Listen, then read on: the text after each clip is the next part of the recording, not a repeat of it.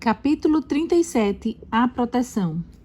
Deus conduz seus seguidores à Bíblia como sua única proteção contra o poder dos espíritos maus. Satanás usa toda a estratégia possível para impedir que as pessoas obtenham conhecimento da Bíblia.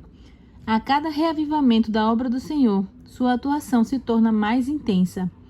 Logo testemunharemos o início da batalha final contra Cristo e seus seguidores. A falsificação será tão parecida com o verdadeiro que será impossível identificar a diferença entre ambos, a não ser pelas Escrituras.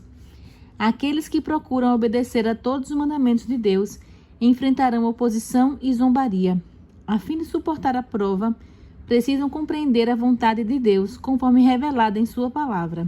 Só serão capazes de honrá-lo por meio do entendimento correto de seu caráter, seu governo e seus objetivos, agindo em harmonia com eles. Somente aqueles que fortaleceram a mente com as verdades da Bíblia permanecerão firmes ao longo da grande batalha final. Antes da crucifixão, o Salvador explicou aos discípulos que ele seria morto e ressuscitaria. Anjos estavam lá para impressionar essas palavras na mente e no coração deles. No entanto, eles se esqueceram exatamente das palavras de que necessitavam se lembrar. Quando veio a angústia, a morte de Jesus destruiu suas esperanças quase tão completamente quanto como se ele não os houvesse advertido de antemão. De maneira semelhante, as profecias descortinam o futuro diante de nós com clareza quase tão grande quanto a explicação de Cristo aos discípulos. Mas a maioria das pessoas não tem compreensão nenhuma dessas importantes verdades, como se Deus nunca as tivesse revelado. Quando o Senhor envia advertências, ele requer que toda pessoa de mente sensata obedeça à mensagem. Os temíveis juízos contra quem adora a besta e sua imagem, Apocalipse 14, 9 a 11, deveriam levar todos a descobrir qual é a marca da besta e o que fazer para não recebê-la. Mesmo assim, a maioria dos seres humanos não quer a verdade bíblica, pois é contrária aos desejos do coração pecaminoso. Satanás os supre com os enganos que tanto amam. Entretanto, Deus terá um povo que vai considerar a Bíblia e a Bíblia somente o padrão de todas as doutrinas e a base de todas as reformas. A opinião dos eruditos, as conclusões da ciência, as decisões de concílios eclesiásticos, a voz da maioria. Nenhum desses, nem todos eles reunidos, devem ser usados como evidência a favor ou contra qualquer doutrina. Devemos exigir um claro "assim diz o Senhor".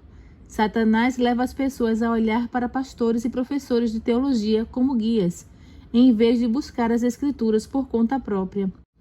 Ao controlar esses líderes, consegue influenciar a maioria. Quando Cristo veio, o povo comum o ouviu com alegria, mas os principais sacerdotes e os líderes da nação se encheram de preconceito, rejeitando as evidências de que ele era o Messias. As pessoas indagavam: como nossos governantes e escribas tão esclarecidos não creem em Jesus? Mestres assim levaram a nação judaica a rejeitar seu Redentor. Exaltação da autoridade humana. Cristo previu que as pessoas exaltariam a autoridade humana para governar sobre toda a consciência.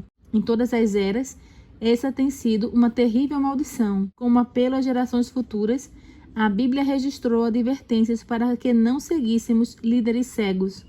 A Igreja Católica Romana ensina que somente seu clero tem o direito de interpretar as Escrituras. Embora a Reforma tenha aberto as Escrituras para todos, os mesmos princípios que Roma defendia impedem multidões nas igrejas protestantes de examinar a Bíblia por conta própria. São ensinadas a aceitar seus ensinos conforme interpretados pela Igreja. Milhares não ousam aceitar nada, por mais claro que esteja nas Escrituras, que contrarie seu credo. Muitos estão prontos a confiar seu destino eterno ao clero. Quase não prestam atenção aos ensinos do Salvador. Por acaso, os ministros são infalíveis? Como podemos confiar neles para nos guiar, a menos que conheçamos a palavra de Deus, da qual são portadores de luz? A falta de coragem moral leva muitos a seguir os eruditos, tornando-se desesperadamente apegados ao erro. Veem a verdade para este tempo na Bíblia e sentem que o poder do Espírito Santo acompanha sua proclamação, porém, permitem que os líderes religiosos os afastem da luz. Satanás aprisiona muitos de seus seguidores ao atá-los com os fios de seda do afeto aos inimigos da cruz de Cristo. Essa ligação pode acontecer com pais, irmãos ou irmãs, marido ou esposa, ou ainda amigos. Sob a influência deles, muitas pessoas não têm coragem de obedecer à sua convicção daquilo que é certo. Muitos alegam que não faz diferença aquilo que se crê, se a pessoa levar uma vida decente. No entanto, a vida é moldada pela fé. Se a verdade está ao nosso alcance e a negligenciamos, na verdade a estamos rejeitando, escolhendo as trevas em lugar da luz. A ignorância não é desculpa para o erro ou o pecado quando temos todas as oportunidades de conhecer a vontade de Deus. Um viajante chega a um local onde há várias estradas e uma placa informando para onde cada uma delas leva. Se ignorar a placa e pegar qualquer estrada que lhe pareça correta, ele pode até ser sincero, mas é bem provável que acabe no caminho errado. O primeiro e mais elevado dever. Não basta ter boas intenções, fazer o que achamos ser certo ou aquilo que o pastor diz ser correto. Nós mesmos precisamos examinar as Escrituras. Temos um mapa que aponta para todo ponto importante da jornada rumo ao céu e não devemos adivinhar nada.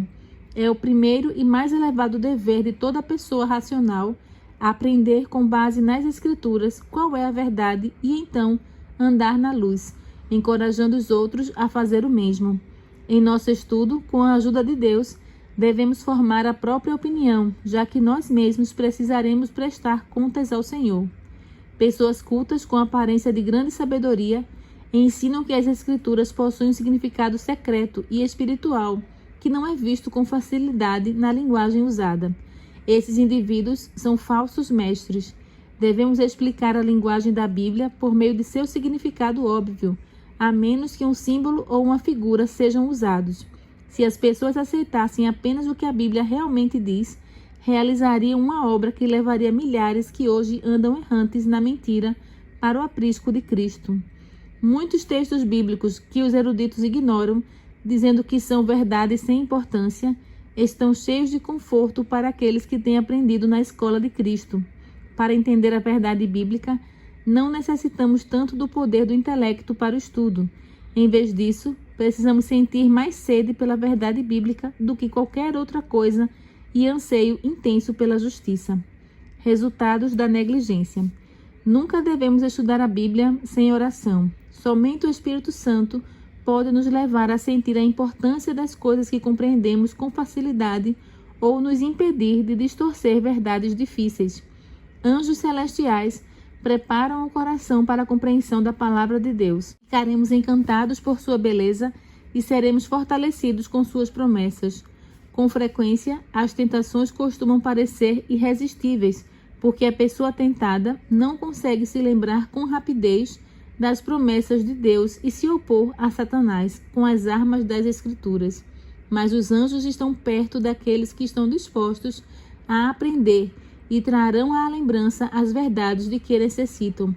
O Consolador, o Espírito Santo, a quem o Pai enviará em meu nome, esse vos ensinará todas as coisas e vos fará lembrar de tudo o que vos tenho dito. João 14, 26. Primeiro, precisamos guardar os ensinos de Cristo na mente, a fim de que o Espírito de Deus os traga à nossa lembrança no momento de perigo. O destino de todas as pessoas da terra está prestes a ser decidido. Todo seguidor de Cristo deve perguntar com fervor: Senhor, que queres que faça? Atos 9, 6. Devemos buscar agora uma experiência profunda e viva com as coisas de Deus. Não temos tempo a perder. Estamos em território de Satanás. Sentinelas de Deus, não sejam apanhadas dormindo. Muitos se parabenizam pelos atos errados que não cometem. Entretanto, isso não é suficiente para que sejam árvores no jardim de Deus. É preciso dar fruto. Nos livros do céu, eles estão registrados como aqueles que ocupam lugar no solo. No entanto, o coração de Deus, cheio de amor longânimo, ainda suplica com aqueles que desprezam sua misericórdia e abusam de sua graça. No verão, não se nota a diferença entre os ciprestes e as outras árvores, mas quando vêm as tempestades do inverno, os ciprestes permanecem intactos, ao passo que as outras árvores perdem a folhagem. Quando a oposição surgir, a intolerância voltar a prevalecer e a perseguição se acender, os descomprometidos e hipócritas desistirão da fé, mas os cristãos verdadeiros permanecerão firmes. Sua fé será mais forte e sua esperança ainda mais brilhante do que nos tempos de prosperidade. Ele será como a árvore plantada junto às águas e que estende as suas raízes para o ribeiro. Ela não temerá quando chegar o calor, porque as suas folhas estão sempre verdes. Não ficará ansiosa no ano da seca, nem deixará de dar fruto. Jeremias 17:8.